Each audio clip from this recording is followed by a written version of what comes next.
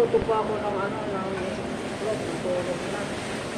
Bawang, sibuyas, kamatis, itlog po. No? Bawang, sibuyas, kamatis. Hindi po ako na ano, maalis na walang bawang. Ano? Ayan. Tulang ko po ito. Ano?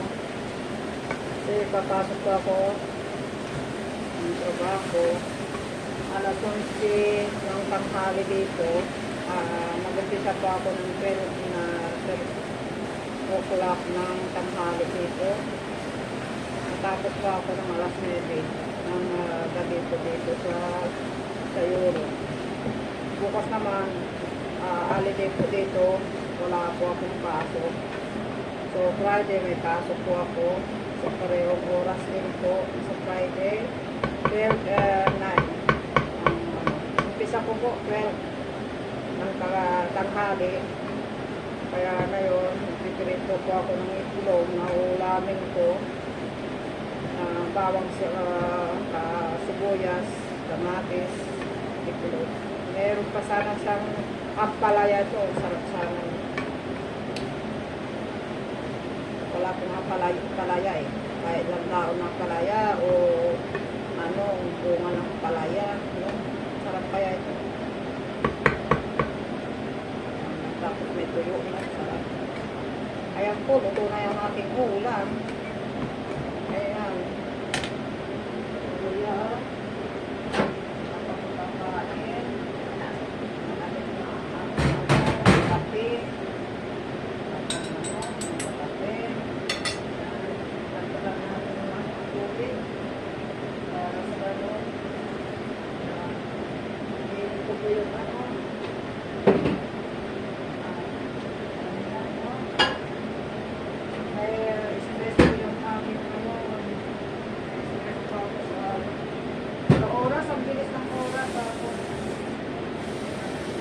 Bilis ng oras. Nakain mo na ako bago papasok. Hindi na ako magbabaon ay. Nakain na lang ako pag umuwi. Meron naman doon eh. Pagka tinapay na lang ako sa trabaho ko. Ano naman doon. Pwede kumain doon yung ano ba. Pagkain mo eh. Ayos na, nagulito sa Tupperware. Ito po. Ay ako, na-stress ako dito sa ano.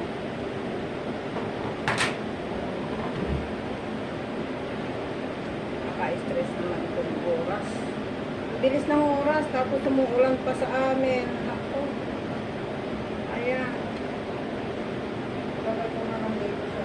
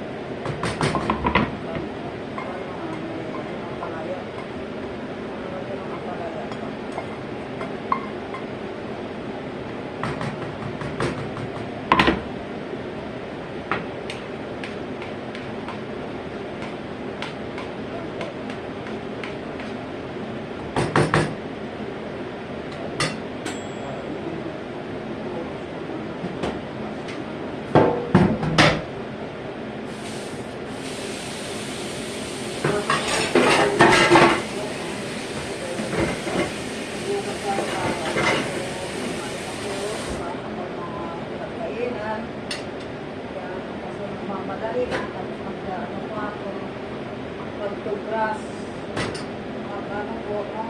Kaya, pati natin, kaya puraso na natin ito. Ay, naku, madali talaga ako.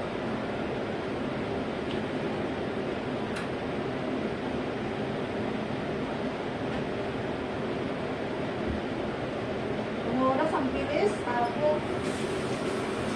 Ang bilis. Ang bilis ng oras ko. Kaya ano, ang bilis-bilis ng oras. Stress talaga dito sa ano, bansa na kahit sa Europe ano, pagka oras ng trabaho.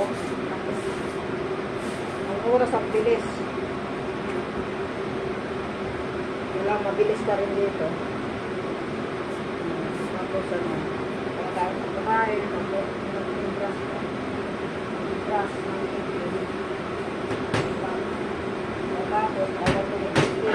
Ayaw ako.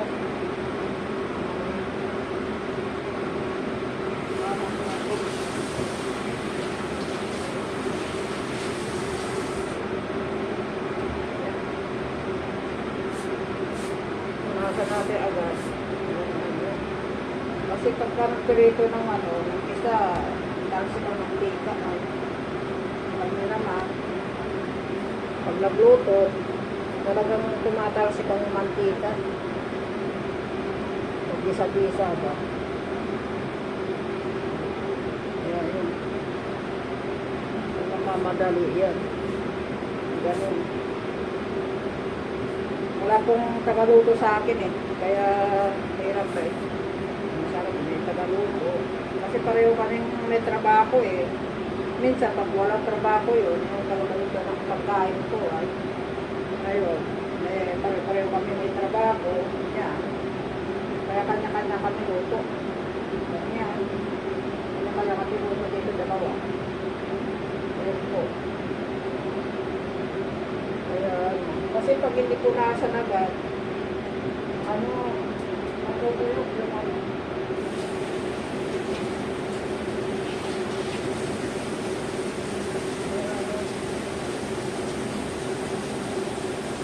Ako, bilis ng oras ako. Yan. Kanina pa ako gising, ano.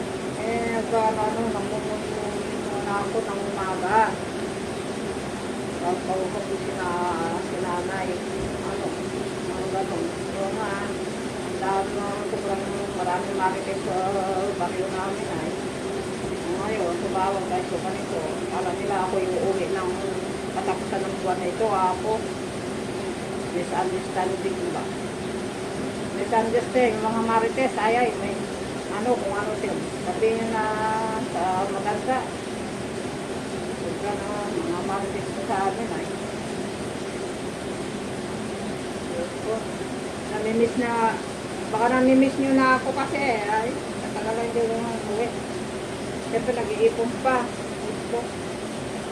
Alam ko naman, pagka umuwi ang bayan, eh, ano, siya ang magiging taya ba? Siyempre, alam mo naman, siyempre, alam naman hindi kami makikisama. Natural, makikisama ka sa mga marites. Ako, sobrang marites talaga, kahit saan.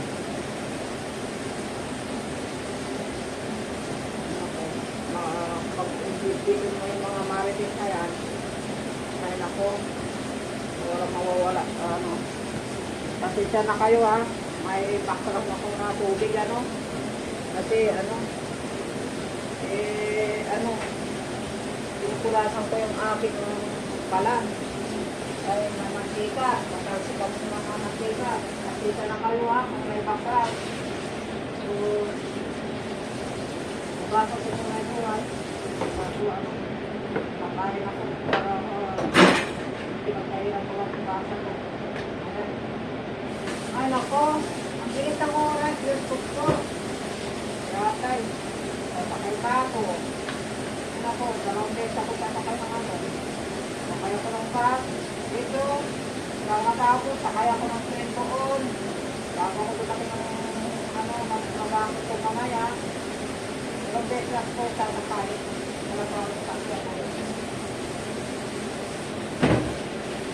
Dito pa lang ng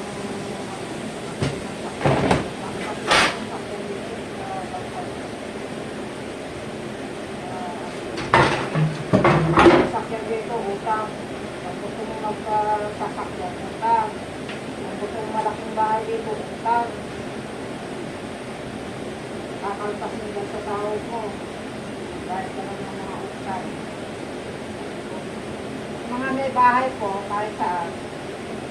Maswerte ka lang kung yung asawa mo, may bahay na, nilala sa mga binunin nila, yun, swerte mo. Kung makapag-asawa ka ng ganun na may kaya, ayun. Yun. Pero yung bahay ng asawa mo yun, hindi mo naman yung bahay yun. Yung ba, sampit ka lang ka sa bahay ng asawa mo. Kung may anak kayo, wala. Kaya naman tayo, sarili mong yung paggawa ka ng bahay, sarili mong pangalan, sarili mong gastos, kahit may asawa para sarili mong gastos yun. Para pag naghiwalay kayo, wala sa may kumbat sa'yo, wala sa maakiin sa'yo. Kasi ikaw nang magpatayo ng bahay, ikaw ang gumastos lahat yun. Kasi pag na-share mo siya doon, tulungan kanya magpagawa ng bahay. Tapos pag naghiwalay kayo, ibigta mo yung bahay, at kung kalahating pera, ibigay mo sa kanya. Pagati kayo ng pag magpagawa po kayo ng bahay, alam ba, may mga asawa kayo ng mga ibang lahi, foreigners. Tapos sasabihin niya, tulungan kayo magpagawa ng bahay. Oras na pag-iwalay kayo, babawiin niya yung ginastos niya sa pagpagawa ng bahay, kung ano yung lubos yung meron kayo. Ganun yun. Kaya kayo, magpapagawa kayo ng bahay, sarili yung gastos.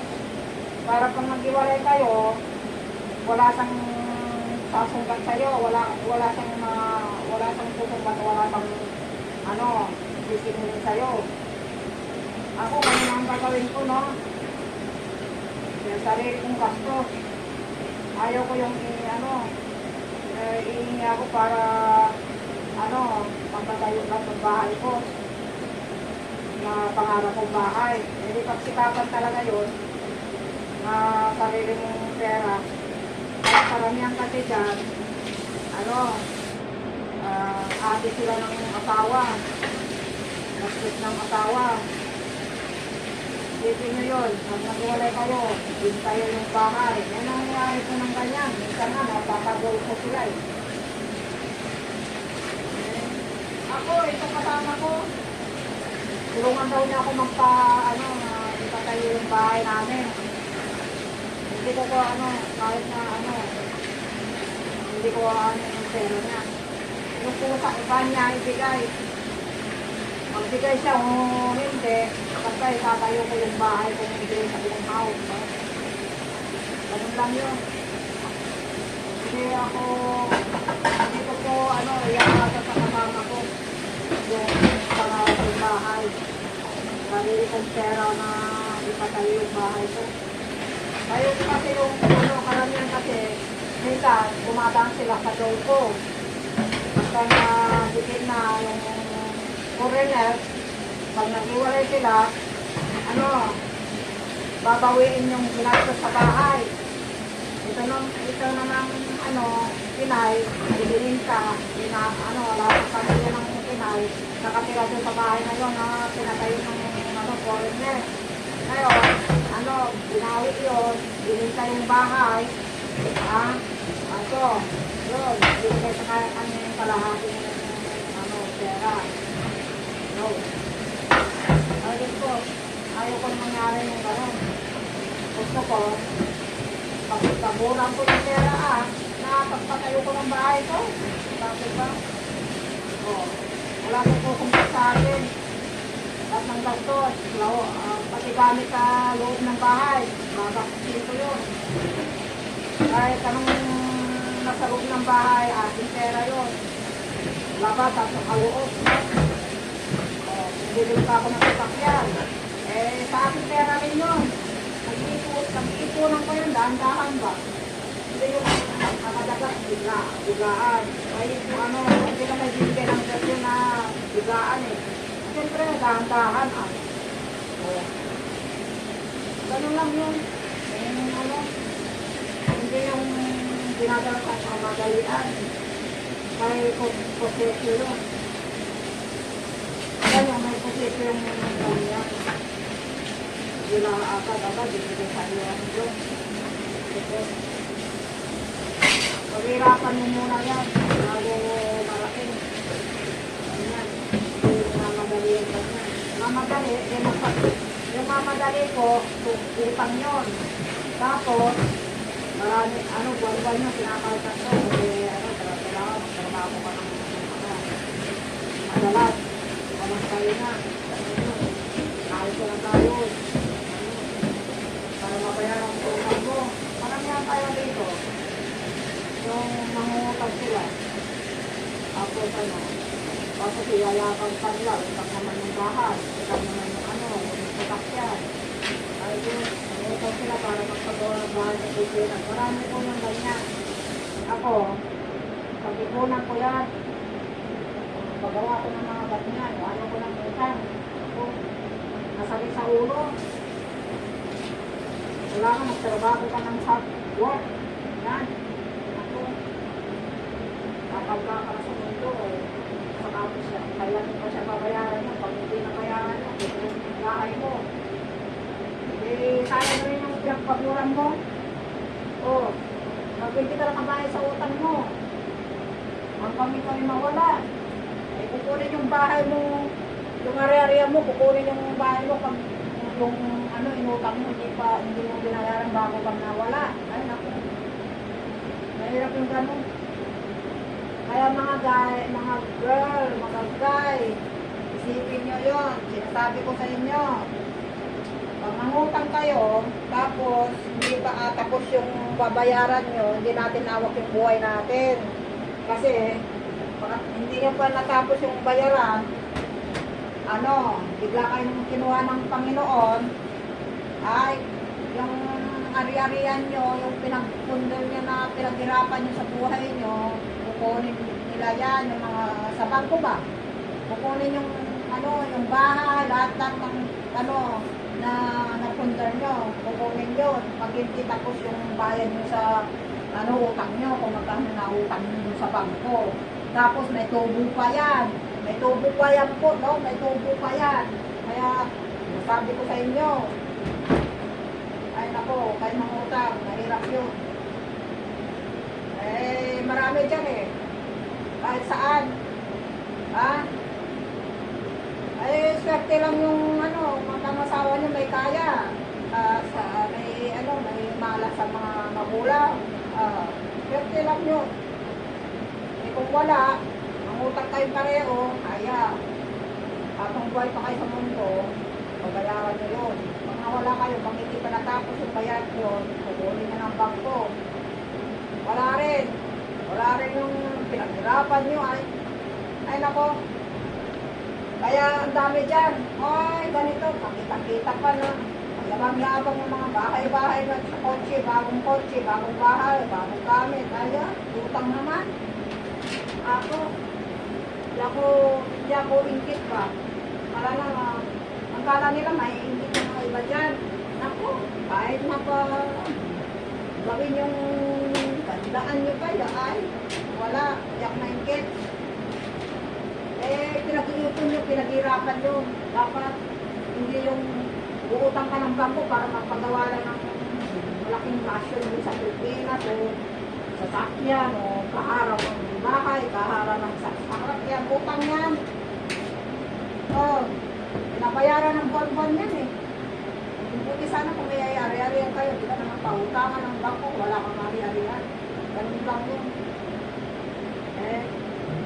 Kaya, naku, kayang yabang-yabang dyan. Last of man ay, mayabang sa Tagalog, sa Bisaya, ambot. Ganun man na. Sa Ilocano, nagyabang. Tapos, mga marites ay, tigit-tigay sa mga marites nito, ayun ako, ganong marites talaga ay. Last of mga iba dyan. Ayun ako. Ako hindi ako yung taong Maingkit. Dati ka na eh. Ano yan? Ganda-ganda naman. Yeah! Dala, wala sa akin yan. Kahit na ano. Kasi alam ko naman, utang. Utang na kabayaran. Magtutubo ba yan? Nangutang ka, magkano inutang mo sa bangko para magpagawa ng magandang bahay sa Pilipinas at magkaroon ng halaga ng kotse o lupa. Ay, utang na ah! Ako. No, ako. Tubo pa nga yan eh. Araw-araw yan may tubo. Ako, kung nangutang ka sa kahit saan lugar, no? Kung taga saan man yung bawa abroad, utang yan. Kaya po, trabaho mga tao dito eh. Stress ng tao dito. Sa Europe, stress kami dito. Ako, utang yan ha. Gusto. Kailangan bayaran. Ako. Naku, alam nyo ay, anong palong lang? Ay, kung utang mo yan. Oo. Akala nyo, ako, kasyon. Pag-ipunan yan, taas dapat. Pag-ipunan yan. Ayaw ko ng utang eh. Kailangan sarili kong sahod yun ah. Yung tulong ko sa mga sa mga pinulistarin na tatlong tinutulungan ko no. Yung sarili kong sahod ko yun ha. Sahod ko po yun. Hindi utang ko. Kaya naghanap buhay man. Ayaw ko ng utang-utang. Ako. Nalipat ang utang. Nasakit ulo. Wala yung isipin. Saan mabayaran natin? At basta, ang tubo pa. Ako, ayaw ko ng gano'n. Ako, magkakain na po. Ayan, kakain na po tayo. Kain tayo. Ako, kain po tayo. Bilis ng oras. Ay, nako. Didepress po ako sa sa oras. Ito yung hindi ko muna tatakpan para lumamig yung tapos balagay ko sa freezer. Kaya hanggang dito lang tayo. Lilipat po tayo sa doon ako sa So, pasensya na kayo ha. Kahit ako nagmamadali po. Ayan, dito tayo sa sa salas ko. Sa aking salas.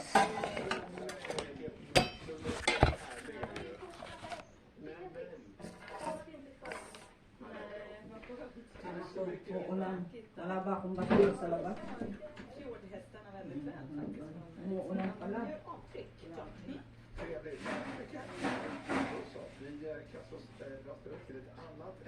Sverige är på väg att knyta närmare militära band till USA. Ja, det handlar om det så kallade DCA-avtalet, ett samarbetsavtal mellan Sverige som försvarsministern i respektive länder skrev under i december. Och idag så tar riksdagen emot regeringens proposition i ärendet. Och med oss nu på länk har vi Katarina Engberg som är säkerhetspolitisk analytiker med lång bakgrund inom försvarssektorn. Välkommen till Nyhetsmorgon. Nako. Alam niyo po, umulan. Dito na ako kakain. Umuulan po. Diyos ko. At isarado ko na itong computer. Umulan na. Umulan na po. Nako. Alis na po ako maya-maya. Alis na po ako mamaya-maya. Kakain muna ako. Nako. Ang bilis ng oras. Då tänker man ju, Sverige är ju redan medlem i NATO, precis som USA. Sarado ko na yung mga computer ko. Kasi paalis na po ako. Ja, det här är ju överlappande avtal. Det har ju redan från början sagt att Alam niyo po, yung sinasabi ko, vi får den här råden yung mga po magagandang kotse, yung magandang bahay, at nagkaroon ng upa, utang po yan. Pag po may tubo, buwan-buwan niya, araw-araw po may tubo yan sa bangko, no? Kung magkano yung inutang, yun, may tubo po yan. Saka titignan nila po yung, di basta-basta po na pauutangan ka dahil titignan yung ano mo. Sa euro po, tinitignan yung ano, kung magkano yung ano taon-taon na sahod mo ay buwan mo na sahod mo. Kaya mo ano. Ganun ho yun. Di basta-basta po na utang ka lang. Kasi tinitignan yung ano mo. Kayong dalawa ba? Kasi kung dalawa kayong mag-partner, itingnan yung ano mo, yung magkano buwan, taon-taon ng sahod mo. Ganun po doon. Kain tayo. Ang ulam po, kasi nakakapagod ng karne. Karne, nagsasawa na ako ng karne.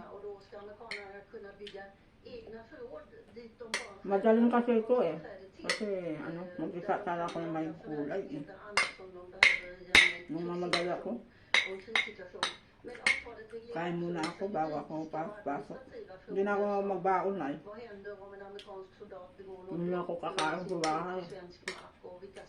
Bukas liyo po naman eh. Okay lang sa akin, malit ako ng kalating oras. Huwag lang paglalampas doon.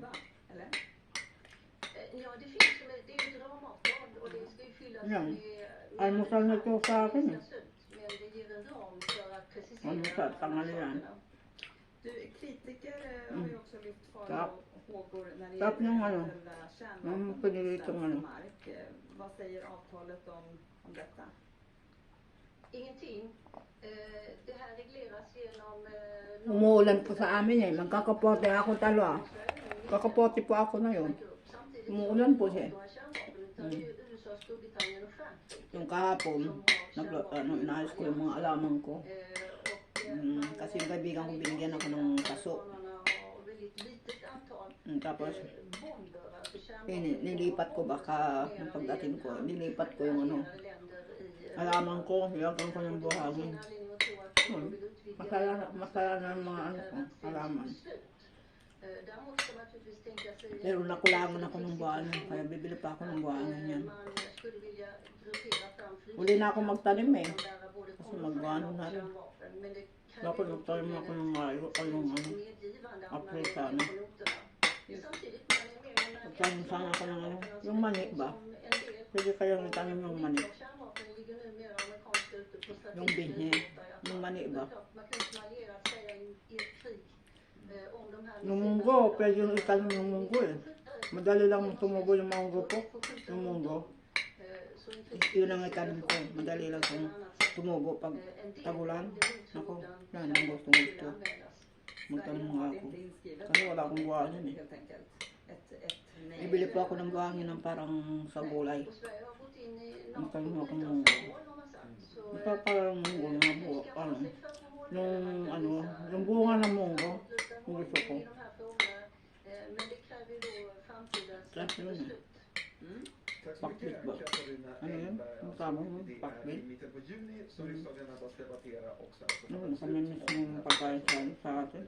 Namiss ko na yung luto na ano. Yung paborito ko yung pakbit, taksil, nangkalanggo, bangus. Wala, sarap. Saka nilagang baka. Ay naku, adobo. Ay, sarap talaga. Bago yung adobo, may taba-taba. Sarap. Saka saluyot, ah. Yung saluyot niya, marabong. Sarap mo. Papait. Sarap. Saka yung mga ano, yung... Ano ba yan? Yung talaba na. Tukya, ayan. Mga sitaw-sitaw, adobo ng sitaw, ayan. Sarap na. Namimiss ko talaga yung mga ano, mga hilig kong pagkain no, sa noon, bata-bata pa ako. Miss ko yung ano eh, yung mga ganun. Yung mga suman na may, ikot-ikot na ganun, suman. Sarap. Naku, namimiss ko talaga yung mga ano na yan. Yung mga pagkain natin talaga sa atin. Ko talaga yan. Wala ko talaga. Yung wala dito, yun lang kakainin ko doon. Nahilig ako sa mga ano, Mga gulay-gulay, mga ano. Yung sinula talagang, iba sa yung sinula sa atin. Yung luto sa atin talaga, iba. Yung luto dito at luto doon, iba talaga. Kasi kompleto yung salad, ano. Yung sa atin, kompleto talaga. Pag nagluto ka, kompleto ang merkado. Dito, mahal dito eh. Pag kinukompleto mo yan dito sa bansa nito, mahal. Masyado mahal.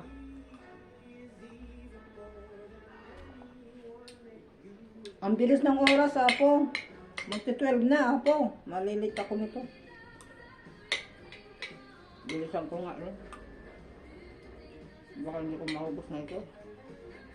Kasi lalalas na ako. Ang laki ng subo ko, Apo.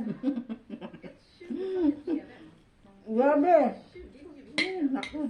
Ganito dito sa Europe. Grabe namin yung oras eh.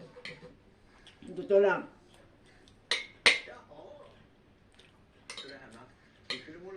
Yung isa, mahagang umalis. Alas 4 pa lang umaga.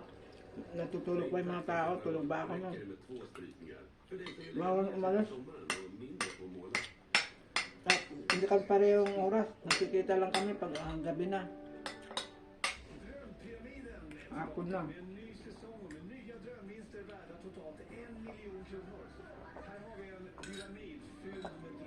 Pero siya nauuna siyang umuwi. Just sa akin. Minsan ako nauunang umuwi. Pag umaga akong magtrabaho, maaga akong nakakauwi. Pero pag gabi ako, siya nauunang umuwi. Ganun yun. Pagka maaga ako magtrabaho, maaga ako makauwi. Siya naman, hapon na siya makauwi. Ganun. So, panggabi ako, siya na maunang mauwi. Ganun. Diba ako magluluto ba? O hindi magluluto. Pag-uwi niya. Kasi na, walang time. Ito nga, nag-iklog lang nga lang ako. Bilis ng oras, mag-alas 12 na. Apo.